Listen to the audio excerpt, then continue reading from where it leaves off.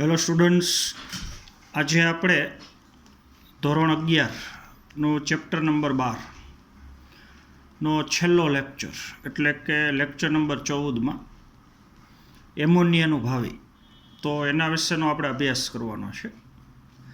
તો નાઇટ્રોજન સ્થાપનની ક્રિયા આપણને ખબર છે કે નાઇટ્રોજનના બે પરમાણુ એટલે કે નાઇટ્રોજનનો એક અણુ,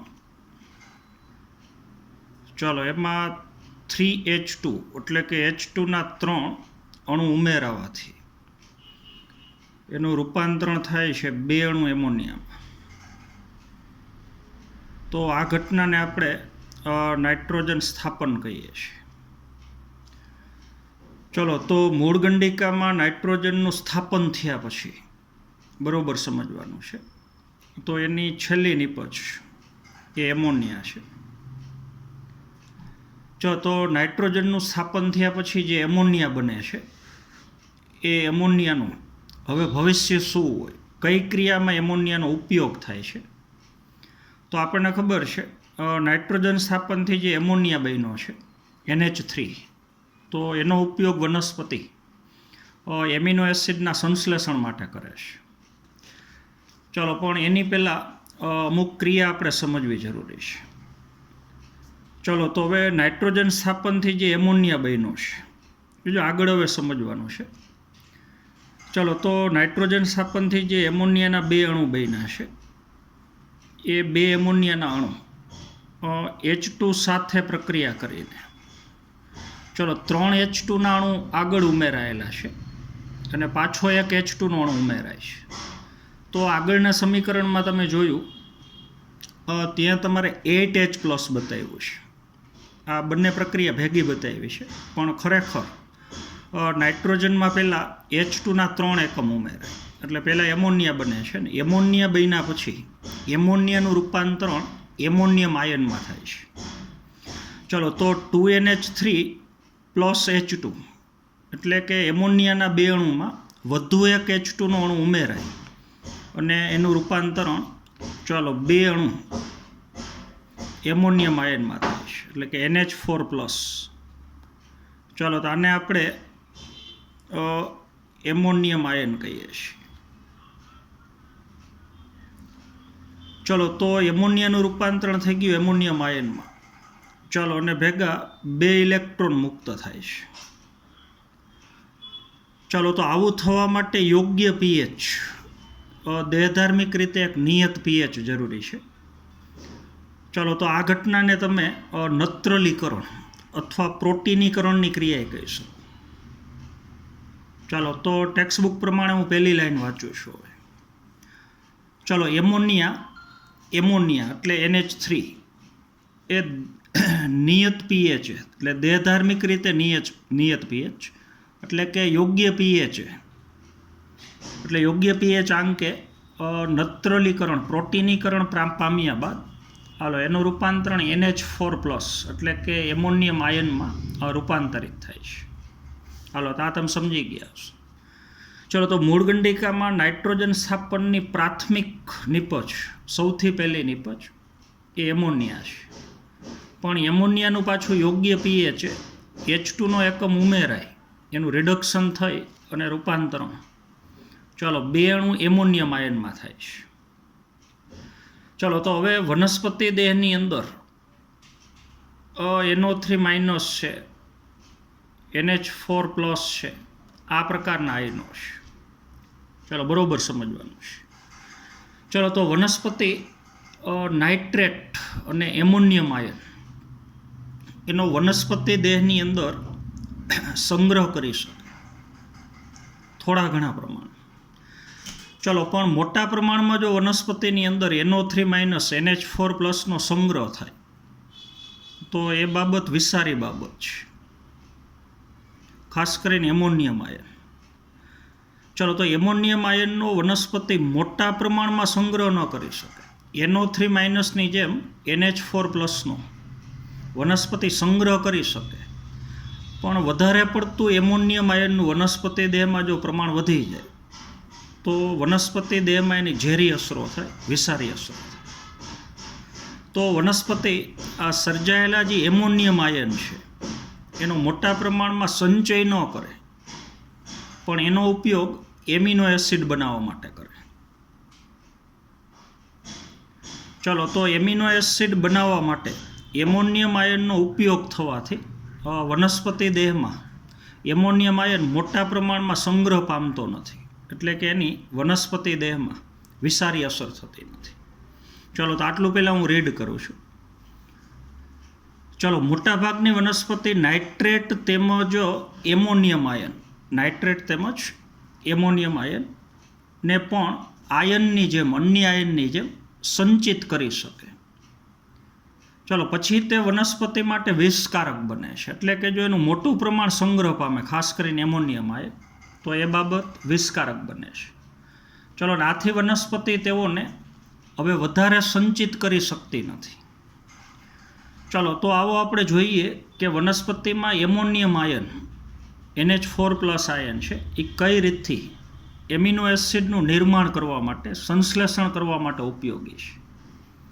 ચલો, તો એમોનિયમ આયનનું ઉપયોગ થઈ અને એમાંથી એમિનો એસિડ કઈ રીતથી બને છે, તો એ ઘટના હવે આપણે સમજવાની છે. ચલો, જે ઘટનાને આપણે એમિનો એસિડનું સંશ્લેષણ કહીએ છીએ.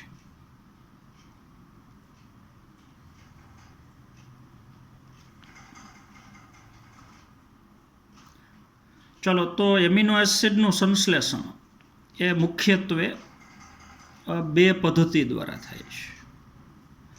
તો એમિનો એસિડનું નિર્માણ, એનું સંશ્લેષણ કરવા માટેની મુખ્ય બે પદ્ધતિ છે. ચલો, એમાંથી જે પહેલી પદ્ધતિ છે, ચલો એને તમે રિડક્ટિવ એમિનેશન કહી શકો.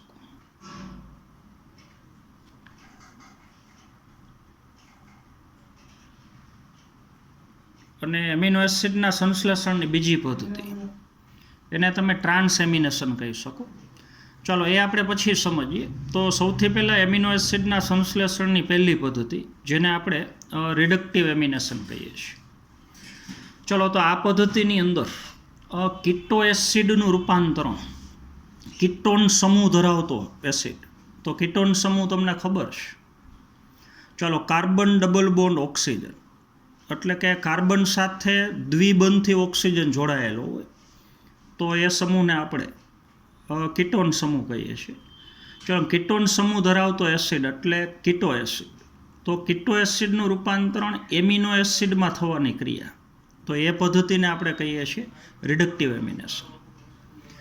ચલો, તો કીટો પ્રકારનો એસિડ જો ખાસ આપણે સમજવાનું છે, તો આલ્ફા કીટો ગ્લુટેરિક એસિડ.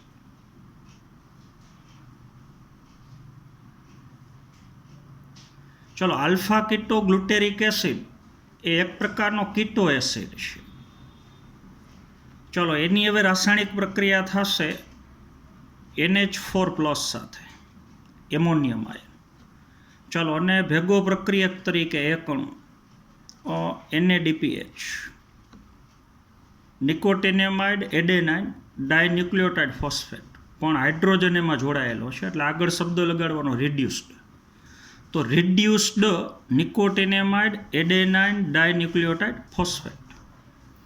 ચલો, હવે આવી રાસાયણિક પ્રક્રિયા થવાથી જો બરોબર સમજવાનું છે, તો આલ્ફા કીટો ગ્લુટેરિક એસિડ નામનો જે કીટો એસિડ છે, જો એટલે આ કીટો એસિડમાં જે કીટોન સમૂહ છે, કાર્બન ડબલ બોન્ડ ઓક્સિજન, ચલો, તો આમાંથી હવે એમિનો સમૂહ એમાં ઉમેરાશે. તો અત્યારે એમિનો સમૂહનો દાતા એ એમોનિયમ આયન છે. તો એમોનિયમ આયનમાંથી એમિનો સમૂહ છૂટો પડી અને કીટો એસિડના કીટો જૂથમાં ઉમેરાય જાય. તો આ કીટો એસિડનું રૂપાંતરણ થઈ જાય એમિનો એસિડ. ચલો, તો સામે જે એમિનો એસિડ બનશે, ચલો એ બનશે ગ્લુટેમેટ નામનો એમિનો એસિડ. ચાલો, અથવા એને તમે ગ્લુટેમિક એસિડ કહી શકો. ચલો, તો ગ્લુટેમિક એસિડનું ટૂંકું નામ છે ગ્લુટેમેટ. ચલો, આ એક પ્રકારનો એમિનો એસિડ છે. ચલો, વનસ્પતિ દેહમાં 18 પ્રકારના એમિનો એસિડ બની શકે. તો તો 18 પ્રકારના એમિનો એસિડમાંનો એક પ્રકાર એટલે ગ્લુટેમિક એસિડ. તો આલ્ફા કીટોગ્લુટેરિક એસિડ નામના કીટો એસિડનું રૂપાંતરણ ગ્લુટામેટ અથવા ગ્લુટેમેટ નામના અથવા ગ્લુટેમિક એસિડ નામના એમિનો એસિડમાં થઈ ગયું. ચલો, ભેગો એક અણુ બનશે પાણીનો અને NADPH છે એનું રૂપાંતરણ થઈ જાય NADPમાં. ચલો, તો આ તમે સમજી ગયા હશો. ચલો, તો આ જે રાસાયણિક પદ્ધતિથી એમિનો એસિડ બન્યો, ગ્લુટેમિક એસિડ નામનો એમિનો એસિડ બન્યો. ચલો, તો એ પદ્ધતિને તમે કહી શકો રિડક્ટિવ એમિનેશન. ચલો, હવે આ રાસાયણિક પ્રક્રિયા થવા માટે જવાબદાર જે ઉત્સેચક છે એ ઉત્સેચકને તમે ગ્લુટેમેટ ડિહાઇડ્રોજિનેઝ કહી શકો.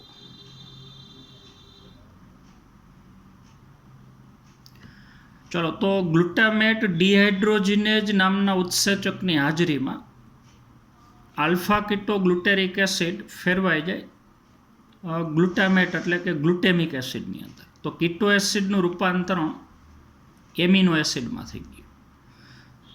તો વનસ્પતિમાં 18 પ્રકારના એમિનો એસિડ બને છે. જોજો, એમાંથી પહેલી પદ્ધતિ દ્વારા રિડક્ટિવ એમિનેશન દ્વારા એક જ પ્રકાર બની શકે, ગ્લુટેમિક એસિડ. તો પહેલી પદ્ધતિમાં હંમેશા એમિનો એસિડનો એક જ પ્રકાર બને, ગ્લુટેમિક એસિડ. તો 17 પ્રકારના એમિનો એસિડનું, બીજા 17 પ્રકારના એમિનો એસિડનું નિર્માણ બીજી પદ્ધતિ દ્વારા થાય છે, જેને આપણે ટ્રાન્સ એમિનેશન કહીએ છીએ. હાલો, તો પહેલી પદ્ધતિ તમને સમજાઈ ગઈ હશે. તો પહેલી પદ્ધતિમાં કીટો એસિડના કીટો જૂથમાં એમિનો સમૂહ સ્થળાંતરિત થાય.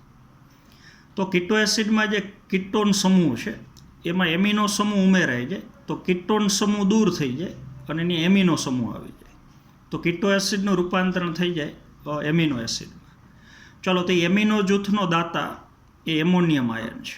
તો પહેલી પદ્ધતિની અંદર એમિનો જૂથનો દાતા એ એમોનિયમ આયન છે. ચલો, તો આ પહેલી પદ્ધતિ હું રીડ કરું છું. ચલો, તો આ પ્રક્રિયામાં એમોનિયા, જો બરોબર સમજવાનું છે, આ પ્રક્રિયામાં એમોનિયા એટલે ખરેખર એમોનિયમ આયન એ આલ્ફા કીટો ગ્લુટેરિક એસિડની સાથે એમોનિયમ આયન આલ્ફા કીટો ગ્લુટેરિક એસિડની સાથે પ્રક્રિયા કરી અને સામે ગ્લુટેમિક એસિડ એટલે કે ગ્લુટેમેટ બનાવે છે અને નીચે આપેલા સમીકરણમાં એ સૂચિત કરેલું છે. ચલો, તો એ સમીકરણ છે આલ્ફા કીટો ગ્લુટેરિક એસિડ એનું રૂપાંતરણ થઈ જાય ગ્લુટામેટની અંદર અને ક્રિયા કરાવવા માટે જવાબદાર ઉત્સેચક એટલે કે ગ્લુટેમેટ ડિહાઇડ્રોજિનેઝ. ચલો, તો પહેલી પદ્ધતિ દ્વારા હંમેશા ગ્લુટેમિક એસિડ નામનો એમિનો એસિડ જ બને આ પદ્ધતિ દ્વારા. ચલો, હવે એમિનો એસિડના સંશ્લેષણની બીજી પદ્ધતિ, ચલો એને આપણે કહેશું ટ્રાન્સ એમિનેશન.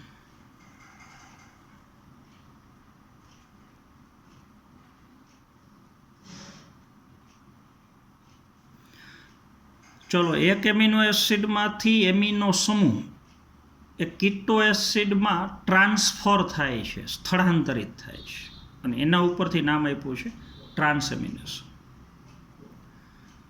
ચલો, તો હવે આ પદ્ધતિમાં કઈ ક્રિયા થાય છે એ આપણે સમજવાનું છે. ચાલો, તો સૌથી પહેલાં તો આપણે જે એમિનો એસિડ બતાવીએ છીએ પ્રક્રિયક તરીકે, ચલો એ પહેલી પદ્ધતિની નિપજ છે. તો રિડક્ટિવ એમિનેશન દ્વારા જે ગ્લુટેમેટ બન્યો છે ગ્લુટેમિક એસિડ, એ ગ્લુટેમિક એસિડ હવે બીજી પદ્ધતિમાં પ્રક્રિયક તરીકે વર્તે. પહેલી પદ્ધતિની નિપજ ગ્લુટેમિક એસિડ છે અને પહેલી પદ્ધતિ દ્વારા જે ગ્લુટેમિક એસિડ બન્યો છે એ બીજી પદ્ધતિની અંદર પ્રક્રિયક તરીકે વર્તે છે. ચાલો, તો હવે આપણે જે એસિડ બતાવીએ છીએ એ ગ્લુટેમિક એસિડ છે. હાલો, એ એક પ્રકારનો એમિનો એસિડ છે. તો એમિનો એસિડમાં તમને ખબર છે એક આલ્ફા કાર્બન હોય, ચાલો એની સાથે જોડાયેલું COOH જૂથ, પણ અહીંથી પોતાનો હાઇડ્રોજન ગુમાવ્યો છે એટલે અહીંયા આપણે માઇનસ કર્યું છે. એ હાઇડ્રોજન NH2 સાથે જોડાઈ જાય એટલે એ ફેરવાઈ જાય NH3, તો ત્યાં આપણે પ્લસ બતાવવું પડે. હાલો, અને એમિનો એસિડ હોય તો આ એનું R જૂથ છે, તો અહીંયા R1 લખ્યું એટલે આ એક પ્રકારનો એમિનો એસિડ છે. ચલો, તો આ જે એમિનો એસિડ મેં બતાવ્યો છે એ એમિનો એસિડ ગ્લુટેમિક એસિડ છે. ચલો, ગ્લુટેમિક એસિડ એક પ્રકારનો એમિનો એસિડ છે. ચલો, એ ગ્લુટેમિક એસિડની રાસાયણિક પ્રક્રિયા એ થશે કીટો એસિડ સાથે. એટલે ગ્લુટેમિક એસિડ પ્લસ એની સાથે પ્રક્રિયક તરીકે જે બીજો એસિડ છે એનું R2 જૂથ. ચલો, તો ત્યાં હવે કાર્બન, પછી અહીંયા તમારે ટેક્સ્ટ બુકમાં ડબલ બોન્ડ બતાવ્યા છે, એ સુધારવાનું છે. ત્યાં સિંગલ બોન્ડ છે, તો કાર્બન સિંગલ બોન્ડ, પછી કાર્બન ઓક્સિજન ઓક્સિજન, અને એને હાઇડ્રોજન ગુમાવ્યો છે એટલે ઉપર માઇનસ. ચાલો, ને એની સાથે અહીં ડબલ બોન્ડ O, તો આ એક પ્રકારનો કીટો એસિડ છે. તો એમિનો એસિડની રાસાયણિક પ્રક્રિયા કીટો એસિડ સાથે થાય છે, જો બરોબર સમજવું છે. અત્યારે જે એમિનો એસિડ બતાવ્યો છે એ એમિનો એસિડ કીટો એસિડ સાથે રાસાયણિક પ્રક્રિયા કરે છે. જોજો, તો હવે ક્રિયા શું થવાની છે. આ જે ગ્લુટેમિક એસિડ છે એમિનો એસિડ, એટલે એમિનો એસિડ કીટો એસિડમાં ફેરવાઈ જશે, અને આ જે કીટો એસિડ છે એ એમિનો એસિડમાં ફેરવાઈ જશે. તો ગ્લુટેમિક એસિડ નામનો જે એમિનો એસિડ છે, જોજો બરોબર સમજવાનું છે. તો એમાંથી એમિનો સમૂહ, અહીંયા જે NH2 સમૂહ છે એ છૂટવો પડી જાય ગ્લુટેમિક એસિડમાંથી, તો અહીંયા ડબલ બોન્ડ ઓક્સિજન થઈ જાય. તો એમિનો એસિડમાંથી, ગ્લુટેમિક એસિડ નામના એમિનો એસિડમાંથી એમિનો સમૂહ છૂટવો પડે, અને એ આ જે કીટો એસિડનું કીટોન જૂથ છે ત્યાં જોડાઈ જાય અહીંયા. ચાલો, ના હાઇડ્રોજન અહીંયા જોડાઈ જાય, તો આનો એમિનો સમૂહ અને હાઇડ્રોજન એ અહીંયા જોડાઈ જાય, તો આ કીટો એસિડનું રૂપાંતરણ થઈ જાય એમિનો એસિડમાં. અને આ જે એમિનો સમૂહ છે ત્યાં કાર્બન સાથે ડબલ બોન્ડ અહીંયા ઓક્સિજન જોડાઈ જાય, તો એમિનો એસિડ કીટો એસિડમાં ફેરવાઈ જાય, કીટો એસિડ એમિનો એસિડમાં ફેરવાઈ જાય.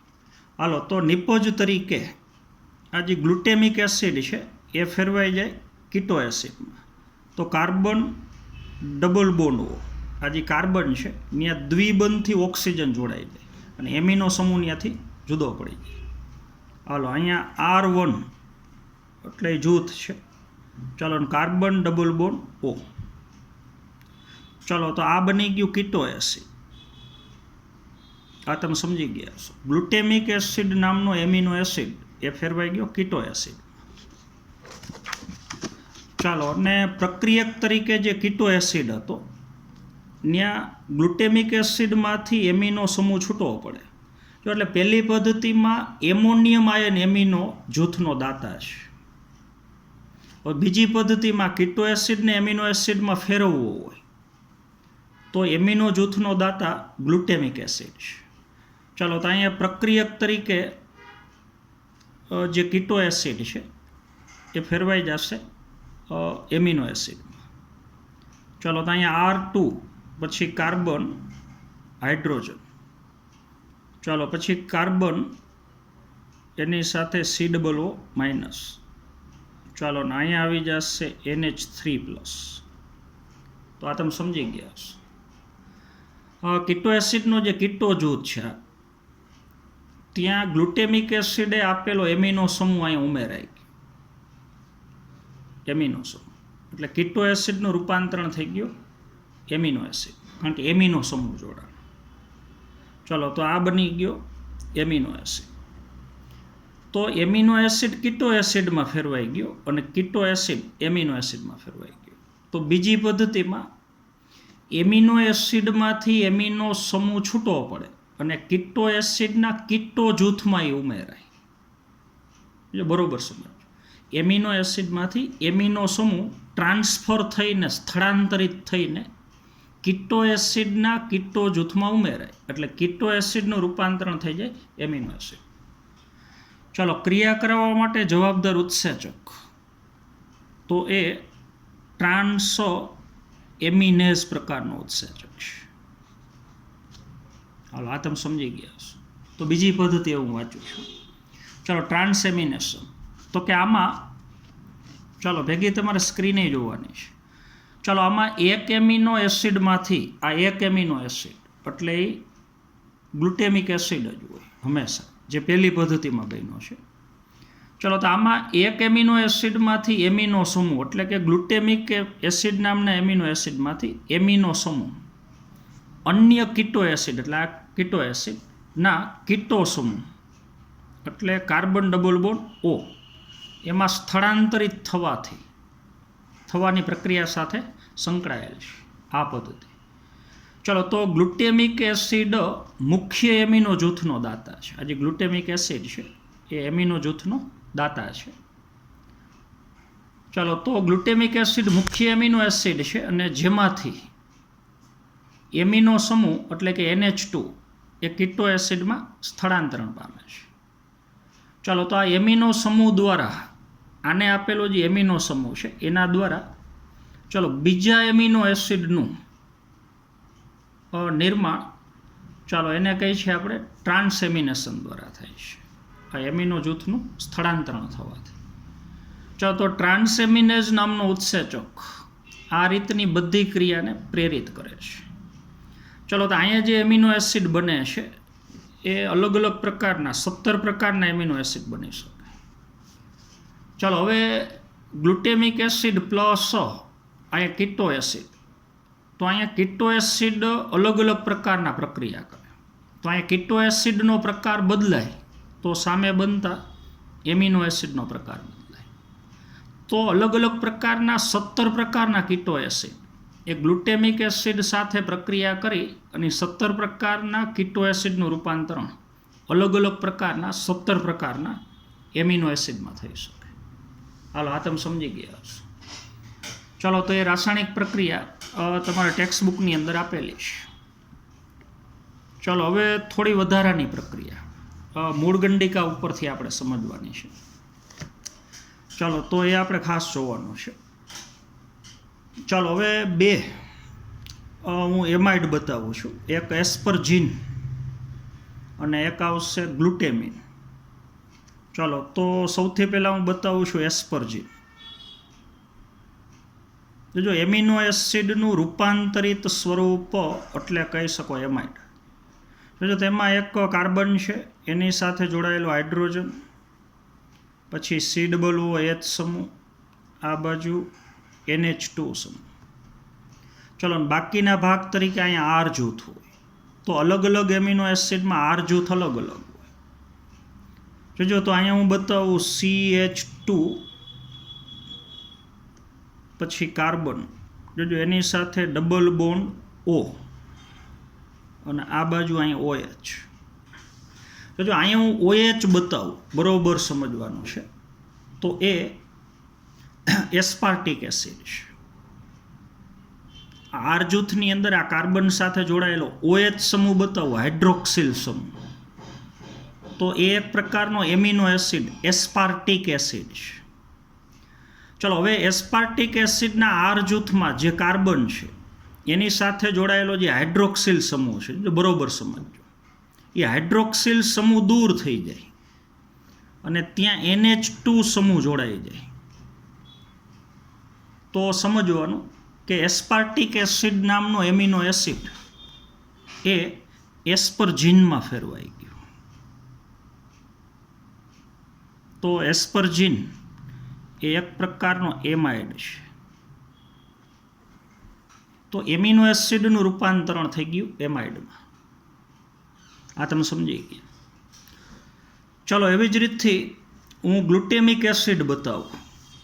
જોજો બરોબર સમજવાનું છે. કાર્બન, હાઇડ્રોજન, અહીંયા NH2, અહીંયા કાર્બોક્સિલ સમૂહ અને બાકીના ભાગ તરીકે અહીંયા R જૂથ. તો R જૂથમાં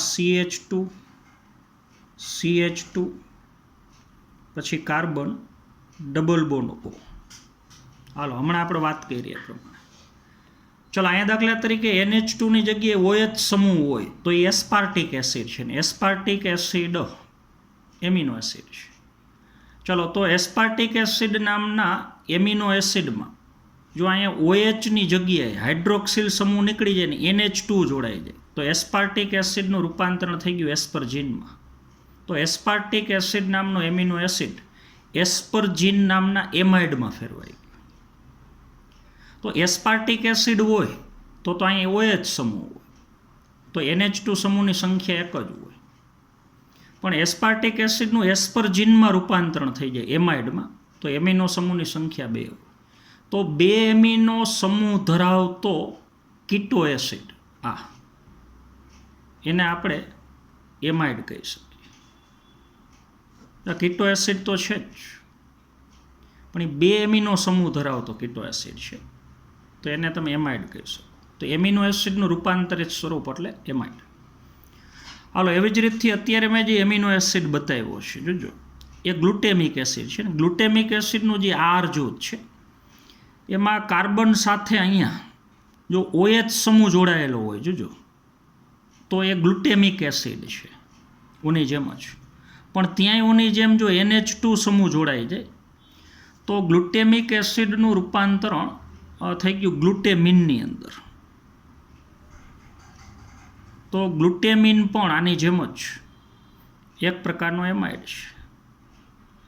તો અત્યારે આપણે 2 પ્રકારના એમાઇડની વાત કરી એસ્પરજીન અને ગ્લુટેમિન. તો એસ્પરજીન અને ગ્લુટેમિન નામના 2 એમાઇડ જે અનુક્રમે એસ્પાર્ટિક એસિડમાંથી એસ્પરજીન બને અને ગ્લુટેમિક એસિડમાંથી ગ્લુટેમિન બને. અને બંને એમાઇડની અંદર ચાલો 2 એમિનો સમૂહ છે. તો 2 એમિનો સમૂહ ધરાવતા એમિનો એસિડ એ અત્યારે એમાઇડ સ્વરૂપે છે. આ તમે સમજી ગયા છો. હાલો તો આટલું હું રીડ કરું છું. ચલો વનસ્પતિમાં એસ્પરજીન અને ગ્લુટેમિન બે મુખ્ય એમાઇડ મળી આવે છે. એમિનો એસિડની જગ્યાએ આપણે એને એમાઇડ કહીએ છીએ કારણ કે એમાં OH સમૂહ નીકળી જાય ને ત્યાં NH2 સમૂહ જોડાય છે. ચલો અને આ 2 એમાઇડ પ્રોટીનના બંધારણમાં હોઈ શકે એટલે પ્રોટીનની સંરચનામાં ભાગ ભજવે છે. ચલો જે પ્રોટીનનો રચનાત્મક ભાગ છે ચલો હવે 2 શેમાંથી બને તો તેઓ 2 એમિનો એસિડ ક્રમશઃ એટલે કે એસ્પાર્ટિક એસિડમાંથી એસ્પરજીન બને અને ગ્લુટેમિક એસિડમાંથી ગ્લુટેમિન બને પ્રત્યેકની સાથે. ચલો એટલે એસ્પાર્ટિક એસિડમાં કાર્બન સાથે જોડાયેલો હાઇડ્રોક્સિલ સમૂહ છે એ નીકળી જાય ને NH2 સમૂહ જોડાઈ જાય તો એનું રૂપાંતરણ એસ્પરજીનમાં થઈ જાય. અને ગ્લુટેમિક એસિડમાં કાર્બન સાથે અહીંયા જે OH સમૂહ હાઇડ્રોક્સિલ સમૂહ ત્યાં એમિનો સમૂહ ઉમેરાઈ જાય તો એ ગ્લુટેમિન બની જાય. ચલો એમિનો સમૂહને જોડીને કે ઉમેરીને નિર્માણ પામે છે. ચલો તો આ પ્રક્રિયામાં એસિડનો હાઇડ્રોક્સિલ સમૂહ 2 એસિડનો અહીંયા જે હાઇડ્રોક્સિલ સમૂહ હતો ચલો એ અન્ય મૂલક અન્ય સમૂહ એટલે કે NH2 થી વિસ્થાપિત થઈ જાય એટલે OH સમૂહ વિસ્થાપિત થઈ જાય નીકળી જાય અન્ય એમિનો સમૂહ જોડાઈ જાય 2માં. ચલો તો એમાઇડ કે જે એમિનો એસિડ કરતાં વધુ નાઇટ્રોજન ધરાવે છે. ત્યાં એસ્પાર્ટિક એસિડ હોત તો નાઇટ્રોજન એક જ હોત પણ એસ્પાર્ટિક એસિડનું એસ્પરજીન નામના એમાઇડમાં રૂપાંતરણ થઈ ગયું તો નાઇટ્રોજન 2 થઈ ગયા. એમાં એ ગ્લુટેમિક એસિડ હોતા તો અહીંયા OH સમૂહ તો નાઇટ્રોજન એક જ હોત પણ ગ્લુટેમિક એસિડનું ગ્લુટેમિન નામના એમાઇડ સમૂહમાં રૂપાંતરણ થઈ ગયું તો નાઇટ્રોજન 2 થઈ ગયા. તો 6 ના કરતાં નાઇટ્રોજનનું પ્રમાણ વધ્યું. ચલો તો એમાઇડ કે જે એમિનો એસિડ કરતાં વધુ નાઇટ્રોજન ધરાવે છે હાલો તો આમ હવે તેઓ જલવાહક પેશી દ્વારા વનસ્પતિના અન્ય ભાગમાં સ્થળાંતરિત થઈ જાય છે. હાલો આ તમે સમજી ગયા છો. તો આ પ્રક્રિયા મૂળ ગંડિકામાં થઈ એટલે મૂળ ગંડિકામાં પહેલાં એસ્પાર્ટિક એસિડ બને અને અહીંયા ગ્લુટેમિક એસિડ બને. પછી એસ્પાર્ટિક એસિડનું રૂપાંતરણ એસ્પરજીનમાં થઈ જાય ગ્લુટેમિક એસિડનું રૂપાંતરણ ગ્લુટેમિનમાં થઈ જાય જેથી ઓલો મૂળ ગંડિકામાં આવેલો વધારે નાઇટ્રોજન આમાં જોડાઈ શકે. જો એમિનો એસિડ હોત તો એક જ નાઇટ્રોજન હોતા પણ એનું એમાઇડમાં રૂપાંતરણ થઈ ગયું, એક NH2 સમૂહ ઉમેરાણો એટલે 2 નાઇટ્રોજન થઈ ગયા. તો હવે મૂળ ગંડિકામાંથી આ એમાઇડ એ જલવાહક પેશીમાં દાખલ થાય અને જલવાહક પેશી દ્વારા વનસ્પતિના અન્ય ભાગો તરફ વહન પામે. તો મૂળ ગંડિકામાંથી નાઇટ્રોજનનું અન્ય ભાગમાં વધારે વહન થઈ શકે એટલા માટે એમિનો એસિડનું રૂપાંતરણ એમાઇડમાં થઈ ગયું. હાલો તે વાક્ય ફરીથી વાંચું છું. તો આમ તેઓ જલવાહક પેશી દ્વારા વનસ્પતિના અન્ય ભાગોમાં સ્થળાંતરિત થઈ જાય. હાલો તો આ તમે સમજી ગયા હશો. ચાલો હવે પેલો જે એમાઇડ છે જોજો, બરોબર સમજજો, એસ્પરજીન. તો એમાં 2 નાઇટ્રોજન ને 4 કાર્બન છે. 2 નાઇટ્રોજન છે અને 4 કાર્બન છે એસ્પરજીનની અંદર. ચલો તો 1, 2, 3 અને 4 કાર્બન છે અને 2 નાઇટ્રોજન છે. ચલો પણ ગ્લુટેમિન નામનો જે એમાઇડ છે તો એની અંદર નાઇટ્રોજન 2 છે પણ કાર્બનની સંખ્યા 5 છે. નાઇટ્રોજન 2 છે પણ કાર્બનની સંખ્યા 1, 2, 3, 4 અને 5 છે. તો 2 નાઇટ્રોજન ને 5 કાર્બનવાળો એમાઇડ એટલે ગ્લુટેમિન, 2 નાઇટ્રોજન અને 4 કાર્બનવાળો એમાઇડ એટલે એસ્પરજીન. હાલો આ તમે સમજી ગયા છો. ચાલો હવે સોયાબીન વનસ્પતિની મૂળ ગંડિકા હોય જોજો, તો એ આપણે સમજવાનું છે. તો વનસ્પતિનો પ્રકાર છે સોયાબીન અને સોયાબીનની મૂળ ગંડિકા. ચાલો એ મૂળ ગંડિકાની અંદર જેમાં અહીંયા એમિનો એસિડનું રૂપાંતરણ એમાઇડમાં થાય છે ઝાઝા નાઇટ્રોજનનું વહન પ્રેરવા માટે. હાલો એવી જ રીતથી અહીંયા મૂળ ગંડિકામાં ચાલો યુરિડ્સ નામનું દ્રવ્ય હોય છે. આ નાઇટ્રોજનયુક્ત કાર્બનિક દ્રવ્ય છે જો જે યુરિયાનું રૂપાંતરણ છે. તો સોયાબીનની મૂળ ગંડિકામાં યુરિયાનું રૂપાંતરણ યુરિડ્સમાં થાય છે. તો એ યુરિડ્સ કેવો હોય હું બતાવું છું. ચાલો તો એમાં એક R સમૂહ હોય, એ બહુ લાંબો હોય. હાલો એની સાથે જોડાયેલો કાર્બન ઓક્સિજન જોજો, પછી NH, વળી પાછો કાર્બન ઓક્સિજન અને એક હોય NH2 સમૂહ. તો આજે મેં ઘટક અત્યારે બતાવ્યો છે એ યુરિડ્સ છે. આ તમે સમજી ગયા છો. ચાલો તો ઓની જેમ જ જેમ એમિનો એસિડ કરતાં એમાઇડમાં નાઇટ્રોજન વધારે હોય, પછી એમાઇડ સ્વરૂપે જો એનું વહન થાય તો વધારે નાઇટ્રોજનનું વહન થઈ શકે. એમ સોયાબીનની અંદર નાઇટ્રોજનનું સ્થાપન થવાથી જે એમિનો સમૂહ છે એમાંથી પહેલાં યુરિયા બને, એમિનો સમૂહમાંથી પહેલાં યુરિયા બને. તો યુરિયાનું રૂપાંતરણ હવે યુરિડ્સમાં થઈ જાય. તો યુરિયા કરતાં યુરિડ્સની અંદર નાઇટ્રોજનનું પ્રમાણ વધારે હોય. ચલો 2 નાઇટ્રોજન તો આપણને દેખાય છે યુરિડ્સની અંદર, પણ એનું જે અહીંયા R જૂથ બતાવ્યું છે આપણે, તો એ એકદમ લાંબુ હોય. તો એમાં નાઇટ્રોજનનું પ્રમાણ એકદમ વધારે હોય. તો યુરિડ્સના R જૂથની અંદર પણ વધારે નાઇટ્રોજન છે. હાલો હવે તમે સમજી ગયા છો. જો હવે ક્રિયા સમજવાની છે કે દાખલા તરીકે સોયાબીન વનસ્પતિની મૂળ ગંડિકા છે, આ એનો મૂળનો ભાગ અને એમાં મૂળ ગંડિકા. હાલો એને હું બહાર થોડુંક અહીંયા મોટું કરીને બતાવું છું છેદ લઈને. તો આપણને ખબર છે પેલા મૂલાધિ સ્તર હોય, પછી ઓલું બાહ્યક હોય. હાલો અહીંયા અંતસ્તર છે, પછી ઓલું પરિચક્ર અને અહીંયા વાહક પેશી જલવાહક. તો અહીંયા ઓલી મૂળ ગંડિકા બની છે જો, બરોબર સમજો. તો મૂળ ગંડિકામાં યુરિયાનું રૂપાંતરણ યુરિડ્સમાં થઈ ગયું. ચાલો તો મૂળ ગંડિકામાંથી યુરિડ્સ કે જેમાં મોટા પ્રમાણમાં નાઇટ્રોજન છે એ બહાર વહન પામી અને વાહક પેશીમાં જાય. જોજો ને હવે વાહક પેશીની અંદર ઓલું ઉત્સ્વેદન ખેંચાણ સર્જાય, શોષક દાબ. એટલે જ્યારે પાણીનો પ્રવાહ નીચેથી ઉપર જાય તો એ યુરિડ્સ ઉત્સ્વેદન પ્રવાહ એટલે કે ઉત્સ્વેદનની ક્રિયા દ્વારા સર્જાતો પ્રવાહ એના દ્વારા વનસ્પતિના અન્ય ભાગો તરફ વહન પામે. હાલો તો હું વાંચું છું આખું. ચલો વધુમાં કેટલીક વનસ્પતિ જેવી કે સોયાબીનની ગંડિકાઓ એટલે કે મૂળ ગંડિકાઓ ઉત્સ્વેદનના પ્રવાહની સાથે, એટલે આ ગંડિકામાંથી જે યુરિડ્સ આમાં ગયો છે એ ઉત્સ્વેદનના પ્રવાહની સાથે ચાલો સ્થાયી નાઇટ્રોજનનું હાલો યુરિટ્સના સ્વરૂપમાં નિકાલ પામે છે. એટલે મૂળ ગંડિકામાંથી જે યુરિટ્સ નાઇટ્રોજનવાળો છે એ ઉત્સેદનના પ્રવાહની સાથે વનસ્પતિના અન્ય ભાગો તરફ વહન પામે છે. ચાલો, તો આ સંયોજનો એટલે યુરિટ્સ જે કાર્બનની તુલનામાં નાઇટ્રોજનનું વધુ પ્રમાણ ધરાવે છે. આખા યુરિટ્સમાં તમે જુઓ તો કાર્બન કરતાંય નાઇટ્રોજનની સંખ્યા વધારે હોય. અત્યારે તમને 2 કાર્બન અને 2 નાઇટ્રોજન દેખાય છે, પણ આ જે આર જૂથ છે એમાં કાર્બન કરતાંય નાઇટ્રોજનનું પ્રમાણ વધારે છે. તો નાઇટ્રોજનનું વધારે વહન કરવા માટે સોયાબીનની મૂળ ગંડિકામાં યુરિટ્સનું નિર્માણ થાય છે અને યુરિટ સ્વરૂપે વાહક પેશી દ્વારા વનસ્પતિના અન્ય ભાગોમાં એ વહન પામે છે. ચાલો, તો વધારાની જેટલી વસ્તુઓની જરૂર છે મેં સમજાવ્યું એમાં, એટલે ટેક્સ્ટ બુક સિવાયના જે મેં બંધારણીય સૂત્રોને એ બધું બતાવેલું છે, યુરિટ્સનું બતાવેલું છે, 2 પ્રકારના એમાઇડ, તો એ તમારે સ્ક્રીનશોટ પાડી અને એમાંથી પછી ટેક્સ્ટ બુકમાં વધારાની માહિતી બધી લખી નાખવાની છે, જેટલી માહિતી વધારે આવે છે. ચાલો, તો આજના પીરિયડમાં આપણે અહીંયા સુધી રાખશું.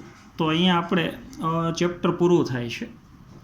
તો આવતા પીરિયડથી આપણે ચેપ્ટર નંબર 13 પ્રકાશ સંશ્લેષણની ક્રિયા, તો એનો આપણે અભ્યાસ શરૂ કરશું.